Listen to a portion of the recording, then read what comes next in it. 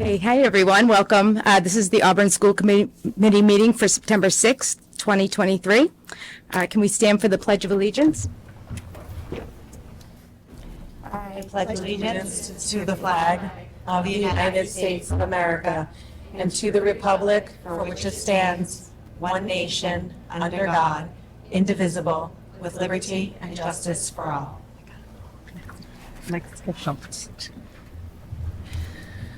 The vision of the Auburn Public Schools is to educate and prepare students for the opportunities and challenges of a changing world.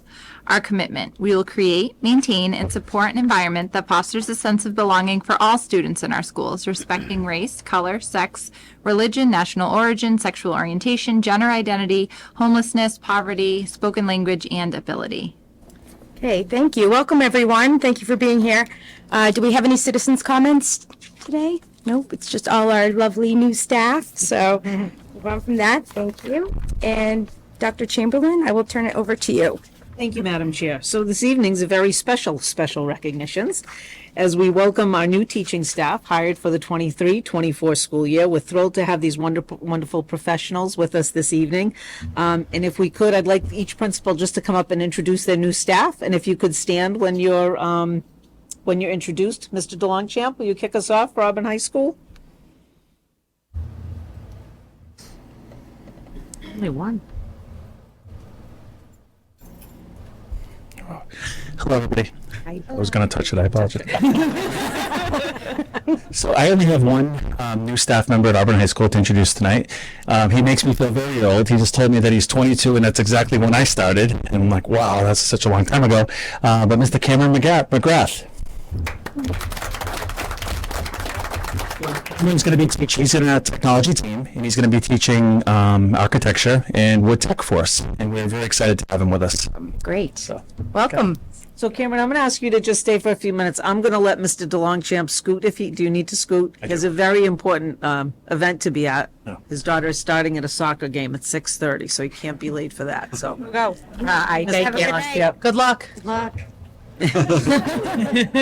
Desto, can you come up next, please? It'll be quick. Good evening, everybody. Good evening. Thank you for the opportunity to do this. Really proud of my new teachers so far this year. They're off to a great start.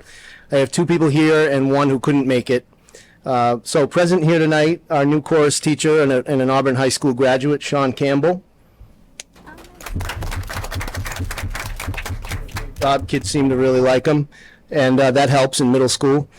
And also with us tonight is our new Spanish teacher, Emily Snay. Is a graduate of Shepherd Hill. I've known her since she was pretty much a kid, and also did her student teaching at Auburn Middle School 2 years ago. And she's on a cart, so which everybody in middle school knows that means doesn't have her own classroom, so she's going around, but the cart is very well decorated and has loud music blaring in the hallways. That's been really popular with the students so far. And not able to make it tonight is our new 6th grade science teacher, Audra Roden. Audra is the head coach of her two little boys soccer team, and they had their first game tonight in the heat. And I thought that she should be there because if she was an assistant coach, she'd be here, but she's the head coach. So Yes, absolutely. anyway, thank you for the opportunity. Great. Thank you very much. Welcome, everyone. Dr. Lopez? I was just joking. I have my basketball team with me, but minus one person. I'm very happy to introduce some of the newest members to Swanson, to Auburn. They bring such a wealth of information, such enthusiasm. I'm so happy to have them with us. I first would like to introduce Andrea Auger. She's an intensive special needs teacher. Wonderful. I have Mrs. Amy Peck, our grade 5 counselor. I have Kristen Locke with us this evening, grade 5 teacher. And our long-term sub, but hopefully we'll find a home in Auburn and Swiss. We have Julia Terlizzi with us this evening, grade 4. Able to make it tonight, he's doing instrumental rentals, is James Billis, and our special educator who's not well this evening, Lily Wolf. So, welcome everyone. And Mrs. Beverly.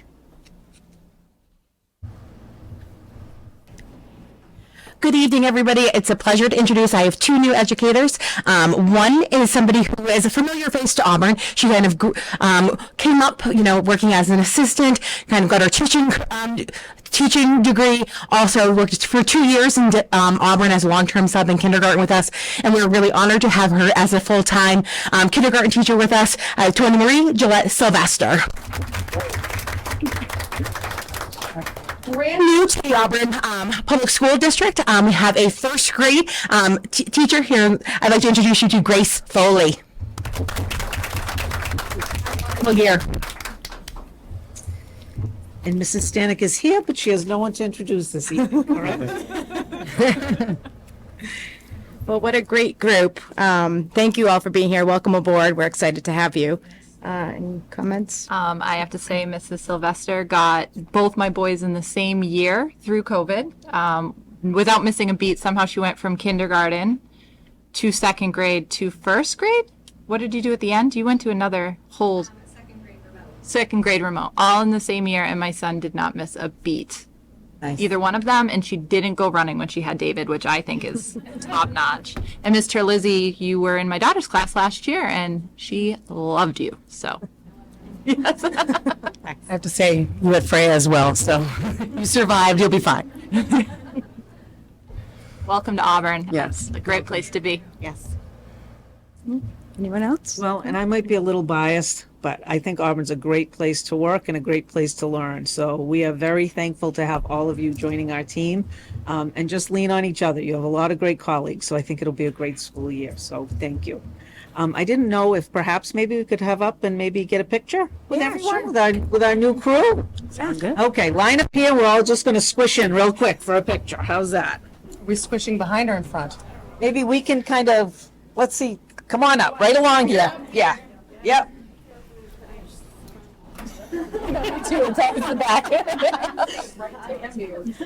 Should we go around? Yeah, maybe bring it back.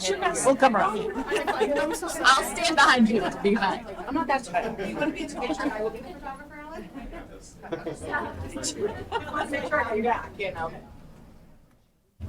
Anyone can stand in front of me and it'll be just fine.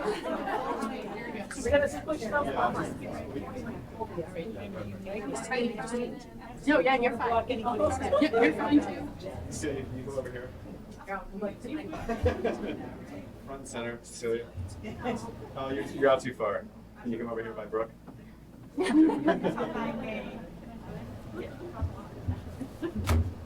1, 2, 3. Great. Okay. Thanks, everyone. Thank you. And you were all free to go.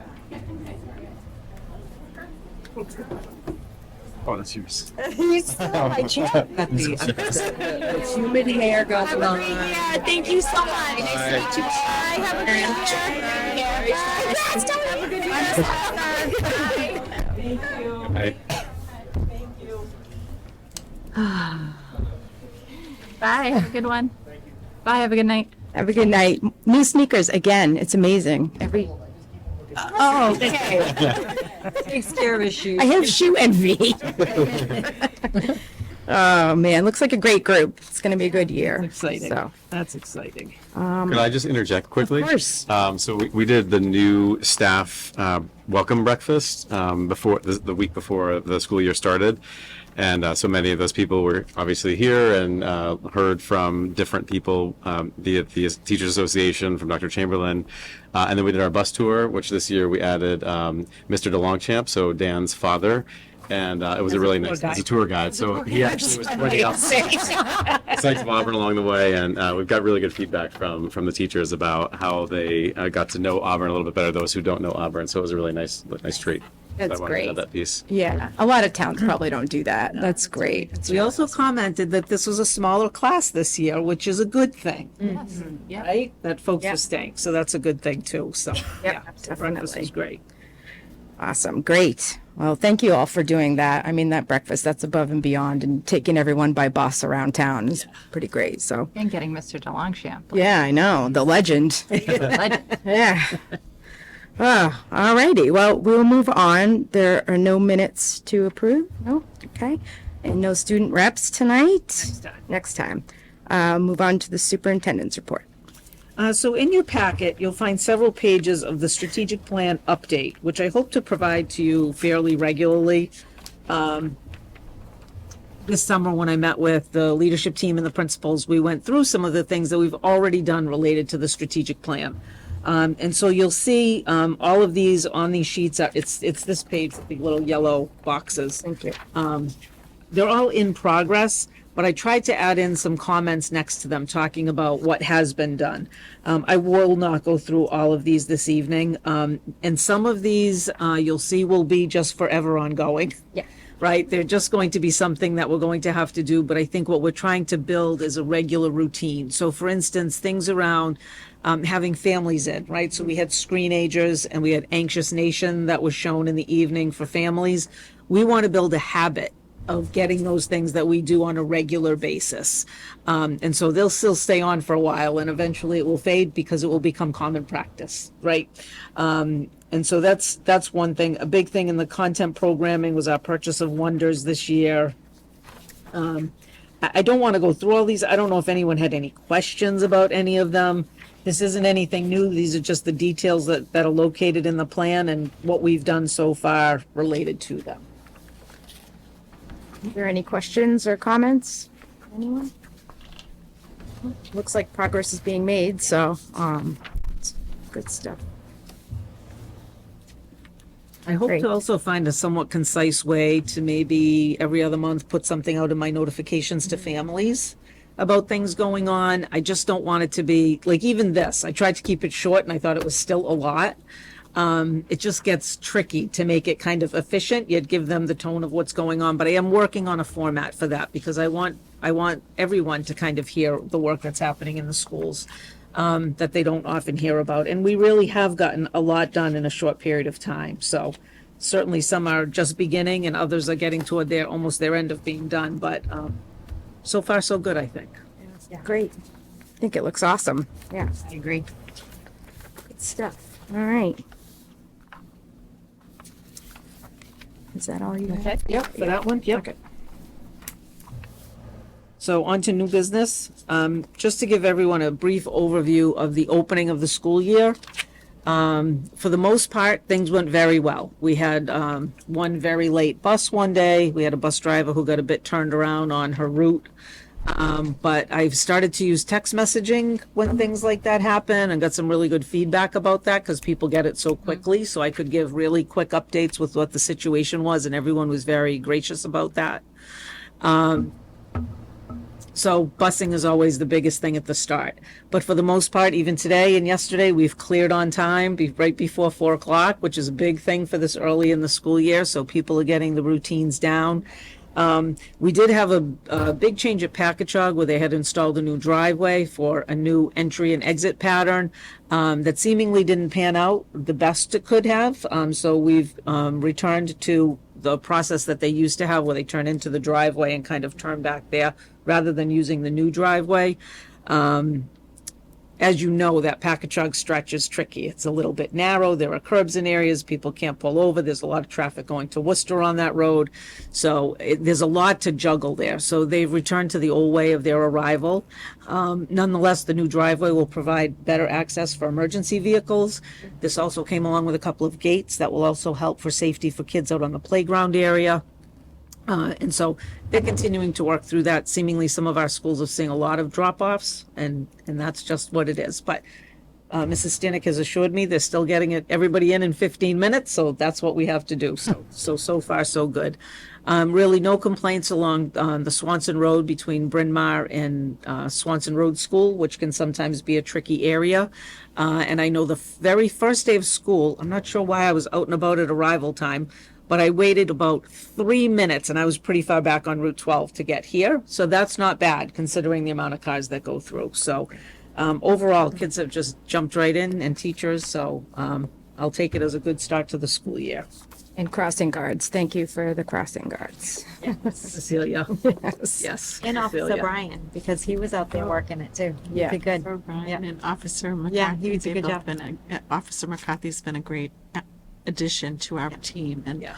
Yeah, we have some really great crossing guards that are very dedicated and they come back year after year and we're very thankful for them. And a couple that go like from school to school. They don't just do one. Yeah. Yeah, oh, They I do see them. several. Yep, yeah. Yep, they're awesome. So yes, so far so good. Okay. Move on to budget timeline and school committee priorities. Yes, so the next 2 pages in your packet are the budget timeline. As noted at the last meeting, we adjusted 2 of the scheduled school committee meetings to better address these budget meetings, and hoping to hear from you this evening or even at the next meeting related to your priorities for the budget as we look to develop this. So you'll see tonight we're at September 6th, so we're presenting this timeline to you. Tomorrow, we'll actually officially kick this off and share information with the leadership team and everyone that puts in a piece of the budget to begin that process. And then for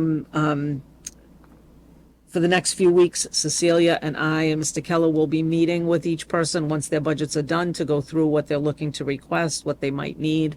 So I don't know if the committee has any feedback or any input related to what we should be prioritizing. We are heading into AEA negotiations this year. And we do have ESSER 3 is running out in September of '24. So that's been a big boom financially for us to provide some staffing. So that's a bit concerning. That could impact, I think at this point, 4 positions. So something we'll need to think about, but I don't know if anyone has any other thoughts or feelings about what we should focus on as we begin these conversations. Those 4 positions, are those in like the guidance area or? Yeah, the social workers. Okay. Yeah, and two social workers and 2 ABAs that have provided support. For instance, Mr. Desto is going to have what we're calling a transitional classroom that he has this year. So these are for students who maybe behaviorally aren't being fully successful in a regular classroom. But what we feel like is if we take an ABA approach with some structured learning and some feedback cycles for them, that we can begin to build them back into the classroom. Bright wasn't the best fit, even though we have a version of Bright for more moderate needs kids, those kids that just have some anxiety, need a break, need a place to go, right? A chill time, then they can get back into the swing of things. So it gives us like 2 levels of support at the middle school. And some of the kids that'll be in that transitional classroom in some places could potentially, other districts could be outplaced kids based on their behavior. And we're trying to keep our kids in. So, and then the other position would be the same thing, but at Swanson Road. So they have a similar classroom now. The kids that are just not right now being successful in the class, but with some support, some guidance, some structure, and some feedback, we hope to get them back in rather than sending them to an outplacement, which now, right, Cecilia, I think the least expensive is probably $52,000 or $54,000 a year, and that's the least expensive, and they go up from there. So And that's for one student. that's for one Versus- student. yeah. Yes, that's for one student. I is up to 100,000 a student. Yeah. So, Through the chair, trying to keep these positions would obviously be a priority, if possible. I agree. Yeah, anything surrounding, social emotional help. Ideal to keep, I would think. Sam, did you want to add something or? No, just can't see anymore. Okay. Sorry, I'm sorry. So I leaned back to see if I could see some faces. I'm sorry. But I do agree with Megan and Brooke. Yeah. That should be a priority. And this will be a process, so there'll be many more times to talk this through. We are going, if you'll see on November 15th, we're simply going to submit the budget documents to you, allowing you some time to really look at it before we do our presentations, thinking that then you'll be more able to kind of hear what the principals are saying and what they're adding to the conversation, and then we'll all be here to address any questions. It just gives a little bit more lead time for all of you. Yeah, works for me. It's great. But other than that, it's basically the same kind of thing we follow every year. We just tweak some of the dates to give a little bit better spacing in between due dates. through the chair, some of the things that have been, we've used for things that are important to keep in mind is the classroom sizes too. We've talked about that in the past, and professional development and those type of things, and just safety of students. So those are some of the other things. Yeah, through the chair, I think, that 25 is a 25 we max in the classroom if, possible. Obviously, we don't know, but I think that works. So that's the same as what we have it. Yeah. Yeah. At the middle school and high school, that varies a little bit, like for their elective classes and that kind of thing. Yeah. But yeah, that makes good sense. Especially if our teachers are happy with those numbers, then I think we definitely need to stay in that ballpark, so.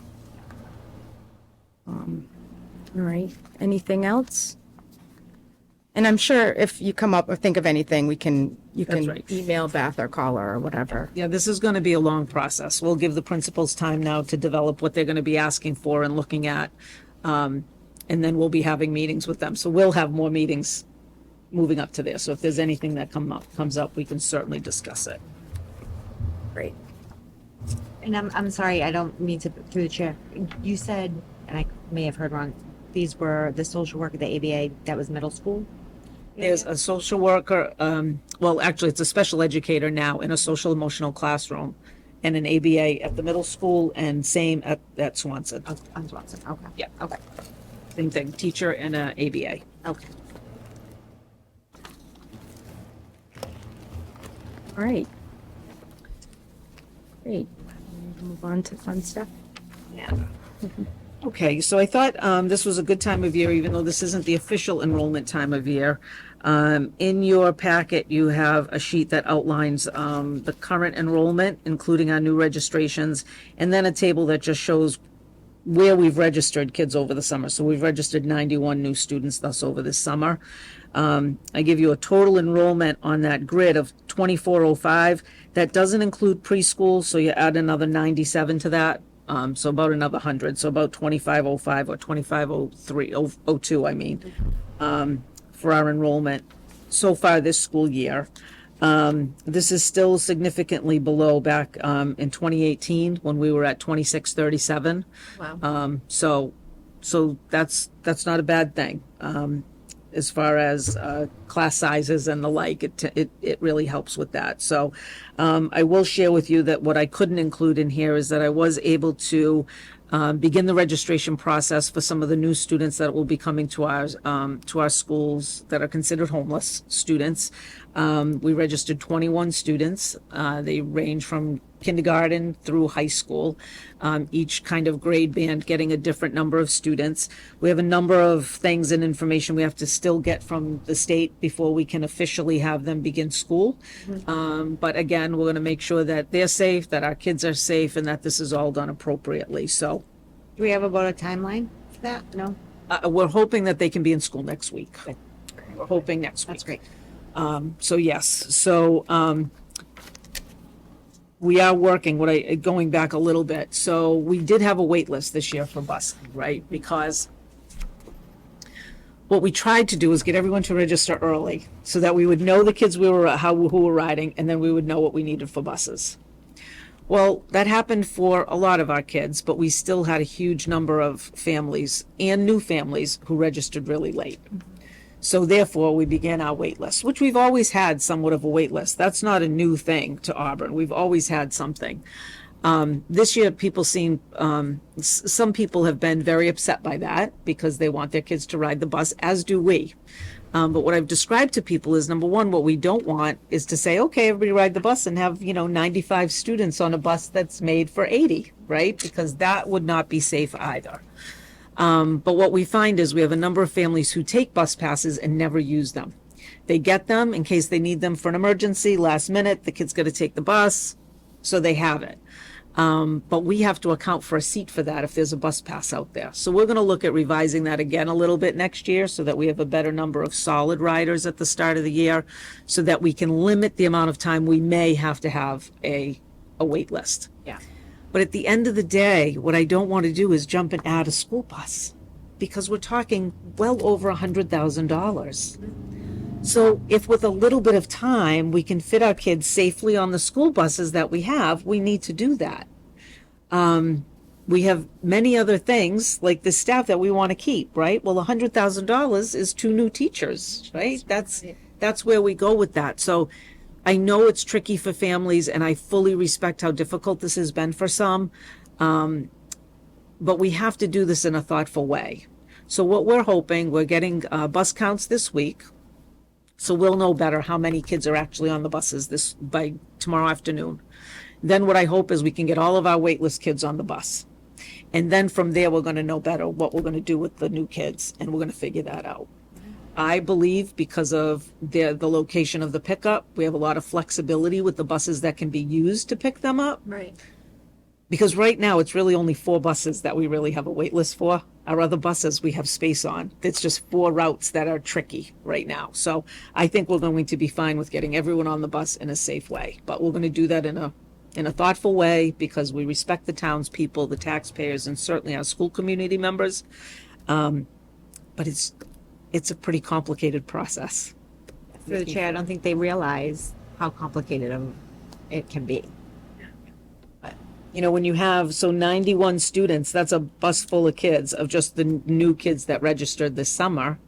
And Mandy, we didn't keep the dates that they registered, but I'm going to tell you the vast majority come the second week of August and on is when they start to come and register for school. It's like a parade of people in and out of here the whole month of August.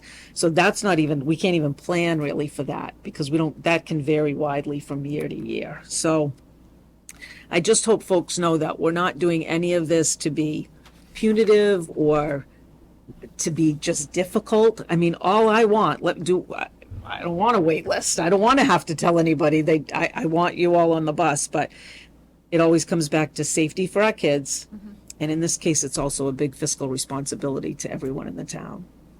So, absolutely. Through the chair, how did the registrations go? Like, everyone was going on Power School and doing it that way. Did we have a lot of people that came the first day that didn't have their registrations up and stuff like that? Okay, so that's the returning student registration, different from bus registration, right?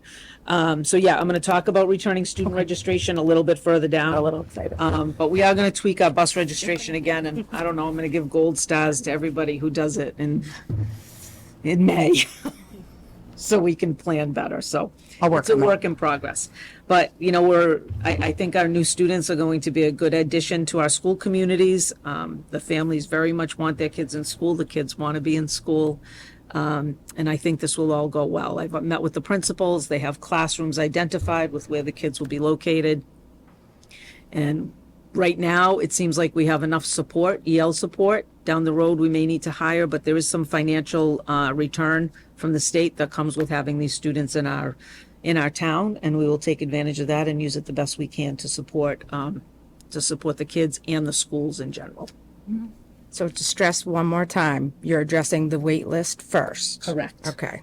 All right. Correct. And then we'll move on from there. So, all right, great. Yes. All right. Any questions or comments? No concerns? No? Nope. That's good. I shared with you just to see that our satellite and Galaxy enrollment is still very robust. At the writing of this, we still had a few folks wait on our waiting list for this, but it was just a few, and I'm hoping that's resolved since. We're continuing to hire, and we've been fortunate enough to hire a number of Auburn High School students. Right, as always, we need to have adults that are kind of running the program, but we have some great high school students, and our little students respond really well to the high school kids. So it's a really good dynamic. That's great. So I just wanted to share with you where we were with enrollment for that, for this school year. So far, so good. That's great. It's actually keeping a lot of people employed too, which is good. It's a popular program. Programs have been great. Yeah. Excellent. Through the chair, Robin Grady does a wonderful job in coordinating everything. She's really picked it up and run with it, and she does a great job. She's awesome. Great. I will say that we are more on top of getting kids in, getting wait lists down, and collecting payments than we've ever been. So that's a good thing too. So helps all the way around, and it really is, it's a good buy for people to get in. It's very inexpensive.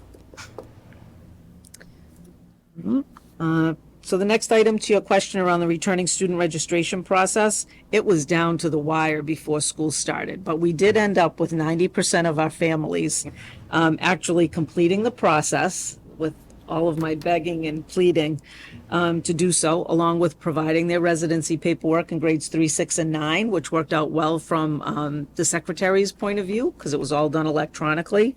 So that was good. I have to thank Eric Bouvier for the amount of time he put into that process. God bless him. He did a lot, along with Mandy Rocco, Caitlin O'Neill, and Kelly Ackley, because we got tons of, I don't know what my code is. I don't know all of those questions that came up with doing that. And they were great. They actually had a little formulated thing that they'd zip out and send to people, so they had all the information they needed. So it took a village to get it going, but it was well worth it. And I think now most people now have their accounts, so now it's just going to be a matter of logging in and doing it again, and it's going to be a lot smoother. But anything this big, right? It's like turning a cruise ship to get everybody to do this. So it took a bit, but it worked out great. So through the chair, I think one of the problems that a lot of people were having was that they were trying to do it on their phone. And I think that for certain like OS systems, like it didn't work. So I had a friend that was like, I can't do it. I'm like, try doing it on a computer, like a real live computer. Your phone does not count. And it worked. But I think that, and I kept telling, like, people would say, I can't do it. I'm like, go on a computer. Because I think that sometimes like the Apple OS, like I tried it on my phone, it wouldn't let me in. And then I sat down on a computer and did it. So that might be something that we say, like, it is best done on a computer, or, I mean, We do something with the system that lets you do it on a. true, or set up like a kiosk here where a parent can come in and do it. We have one. Yeah. We have one. We have people come in and actually do their full registration here when they don't have a computer. Yep. Right. But I think the phone was a big issue for some people. I don't know if it was something on the back end or if it was just Yep. Power School. I mean, I've used it on my phone, and it is hard to use on the phone. I'll mention that to Eric. So thank you. That's a good tip. It's awful. It's awful on the Okay. phone. Okay. It's everywhere. I think it's a Power School issue, not necessarily a district issue. Yeah. Okay. Great. It's very. Through the chair, I'll just say thank you to Mandy because she helped me because I was one of those people who didn't know her code. Of course you would be. Of course you would. I was like, oh no. So thank you, Mandy. That's funny. All right. I just wanted to share with the committee that we have 3 newly established committees that we're currently participating. We're soliciting participation from the AEA staff. We have a strategic plan update committee, the educator evaluation committee, and the third is a professional development committee. So right now we're rustling the bushes to try and get folks to get on and participate. They will be compensated for their participation. It's not a volunteer. Like rustling the bushes. That's what I was laughing at. Yeah, we're trying. But actually, I will say, I think we have 18 folks that have already signed up. So that's a really awesome. good turnout. And we're hoping the strategic plan update committee will kind of help me with kind of making sure that everything gets included with what we're doing. Educator evaluation, next year there'll be a new rubric that comes out for teachers to be used for part of that, or however the district decides to use it. So it's good to have a committee for that. And we feel like too, Mr. Keller will run a professional development committee to get the input of everyone to make sure that the professional development we're offering to our staff is well received and purposeful. So that was just a thought to share. Great. Questions or comments on? All right. And finally, Madam Chair, I'm sharing that we have a new district calendar and upcoming events. So we've always put these out in a variety of ways, but now if you go to the district webpage, there's a link to the district calendar. I'll say, okay. Thank you. Idle time. I don't think anybody's there anyway, so I think we're good. It's a bit more of an interactive calendar. So on the district webpage, you'll find that all of the events for each school are listed on that calendar, and you can get them in a format much like is listed here if you take the agenda choice, or you can see it in the regular calendar layout, and each school is color coded. If you go to one of the school's web pages, you're just seeing what's on their calendar. So just a little bit of a different way to get things out. And I will tell you, part of this came from my wanting to know, like, okay, I'm here for a school committee meeting. What game's happening? And to have it all in one place. So there's a place I can access kind of all of that. So hoping people find this helpful. And again, I kind of like this agenda format of things that kind of gives me the list of what's going on for the coming months. So just wanted to share that with everyone. And again, Maureen Elliott, who is a whiz kid with anything you want to have tried to set up on a web page or anything, she gets it like you ask her to do it and it's done before you can even think she had time to do it. So I want to thank her for that. So Yeah, my brain doesn't work that way, so kudos to she's her. amazing. She's amazing. So Wow. yeah, so just another way to communicate with families. And I'll put a link to that in my next communication too. Great. Yeah, more information that's available, the better, I think. That's all parents want, is keep the information coming. If I can just say, before we move on to Mr. Keller, I did send out a one call this evening about the heat. There are a number of school districts in the area that are having half days tomorrow and Friday. We're in a position where we either have air conditioning or dehumidification or other options for classrooms that may be not all that cool. So I anticipate us having 2 full days of school tomorrow and Friday. We are looking carefully at any outdoor or after-school activities to make sure kids are safe. I know it's a football game. It's Friday night. It's at 7:00. So we'll see what that brings. That'll be a little bit later. The sun will be down. But yeah, we're being very careful about it, but I think Auburn's in good shape to have school. So, Great. Right. and that's it for me. All right, great. Thank you for all of that. We will move on to teaching and learning report. Mr. Keller? Thank you. So Dr. Chamberlain at the last meeting talked about some of the work that teachers did in our summer curriculum proposals, and it was some remarkable things that teachers were able to accomplish with some concerted time and effort over the summer. One of the other things that happened during the summer, which I was talking to Ms. Wren earlier, that the summer seemed to go quick, but then when I think way back to the end of June when we did the thing that I'm going to talk about in a moment, that actually seems like a really long time ago. So we had 20 members of the public schools. So we had principals, assistant principals, Mr. Walton, myself, Dr. Chamberlain, and teachers from the high school, the middle school, and Swanson Road attend a session on restorative justice. And our goal in working with Suffolk University with restorative justice is to go back to one of the things that Ms. McCrillis read in terms of our commitment at the beginning of the school committee meeting, is fostering a sense of belonging for all. And that's really what this is about. So tier 1, there's 3 tiers in restorative justice. Tier 1, the training that we went through this summer, is circles where we can make everybody feel welcome. And so Dr. Chamberlain led one when we had our administrative meeting during the summer, where we all had an opportunity to share a little something about ourselves and who we are. And learning about everybody. And so that's something that those teachers who were part of the training back in June are implementing in their classrooms for students, is taking a moment before we dive into curriculum to get to know one another, establish expectations and rules of the classroom. It's something that principals like Ms. Stanek and the other principals are establishing as part of their buildings. And so that's what the work that we did in 2 days back at the end of June when school let out. We are continuing to work with Suffolk University, whereas the group that went through tier 1 will be going through tier 2.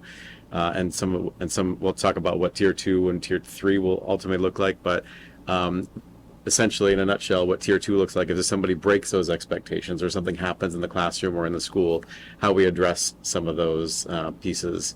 And not always looking at do we have to go down a disciplinary path, but can we go down hey, this rule was violated, how do we take ownership for what we did and kind of face the person that we offended, go from there. So I wanted to share that. It was an exciting moment, and we heard tremendous feedback from teachers and administrators about those 2 days. Great. Awesome. All right, any comments? Through the chair, I just hope that Auburn teachers realize how lucky they are to have some amazing PD. Because I look at this, I'm like, oh, I want to look into that. Like, it seems like really amazing, especially within a classroom, to have that conversation with students and say, my expectations were not upheld here. So you did this, I expected this. How can we now have a conversation about it? And I think that makes for a really good teacher, a really good educator. It shows them that they're willing to talk through it. So I think it's a great thing. Thank you. 2 great days. Yeah. Yeah, that's great. Great. All right. Okay, Cecilia, it's your big moment. Thank you, Mr. Keller, for that report. That was Thank great. you. Evening, everyone. Go ahead, go for it. So in your packet, I provided a year-to-date budget report dated August 28th for your review.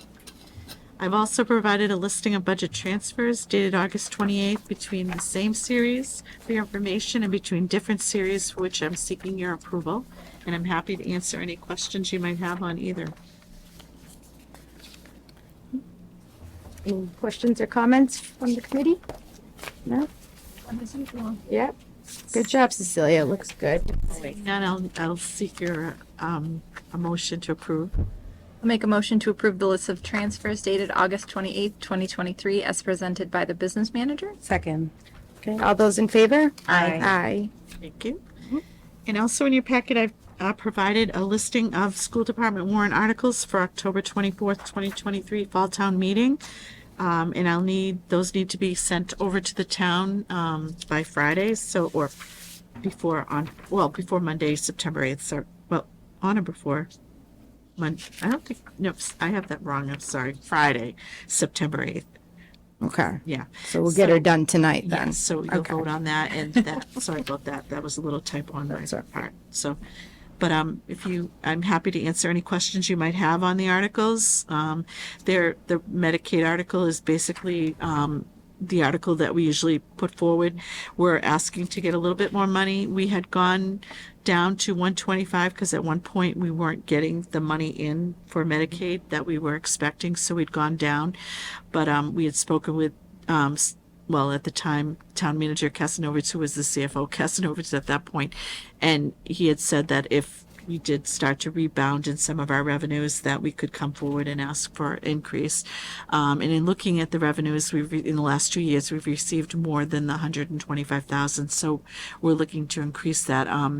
Caitlin O'Neill, who's been a great addition to our team in central office, has done a wonderful job on the Medicaid and working to try to always get a little bit more money wherever we can get it. So that was that article. The next article, we have a lot of outdated or iPads that we can't use because they don't support the programs that our students are using. So we need to upgrade those. So we have some that are set aside that are kind of obsolete. So we want to put together, we have a listing and an inventory that are obsolete, but we're looking to see if we can potentially sell to a third party. Apple will not take the iPads back as a trade-in to give us credit.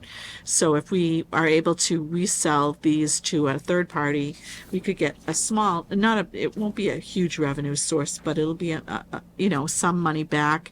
And those monies, I'm looking to see if we can get approved at town meeting to have those monies put into a iPad revolving account that'll help support, because we have our iPad initiative where we try to support every year in getting appropriate iPads for grades 6 through 12, 1-to-1, taking them home and everything, and also in the other classrooms, K through 5, where they have access to an iPad, pretty much at least 1 or 1-to-2 in the classroom. They don't take them home. But in doing that, that would help. And it also helped with our CIP, which is every year CIP gives us a big amount of money too towards the iPads. So that'll help in that. So we're hoping to get that approved. And then also the last article, we were fortunate enough to work with the DPW on the Bryn Mawr parking lot expansion.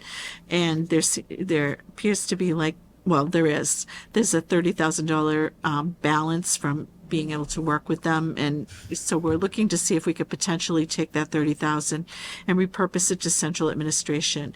As you know, for the last several years, we've kind of put this building on hold, trying to decide what would happen with this building and with the public service, building itself that they were looking to, build.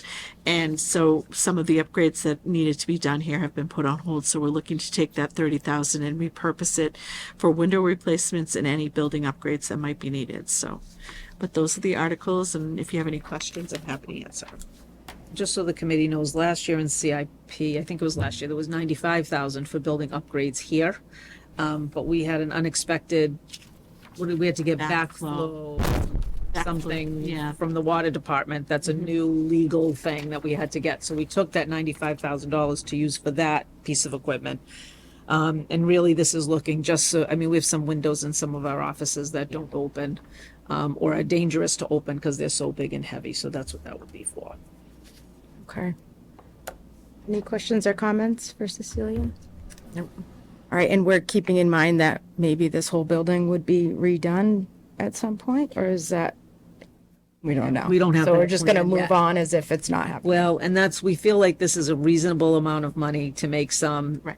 changes now that could make everyone here more comfortable, because anything that may come is a bit down the road. Okay. Can we get Mr. Keller some fans and AC? Or some dark curtains? I just, I, He said it's too hot in there and he needs these curtains moved did mention into his that, room. it wasn't a huge complaint. It was just Not a huge complaint. a comment. I threw you under the bus. All right, well, if there are no questions or comments, I believe you need a motion for that. I'll make a motion to approve the school department warrant articles for the October 24th, 2023 Fall Town Meeting as presented by the business manager. Second. All those in favor? Aye. Aye. Yeah, thank you very much for that, and we'll get a memo and send it over to the town, so we'll be compliant. Thank you. Great, thank you very much for doing that. Do we need executive session? We do not tonight. Okay, so I will seek a motion to adjourn. Make that motion. Second. All those in favor? Aye. Aye. It's a vote. All right, thank you. Good night, everyone. Good night.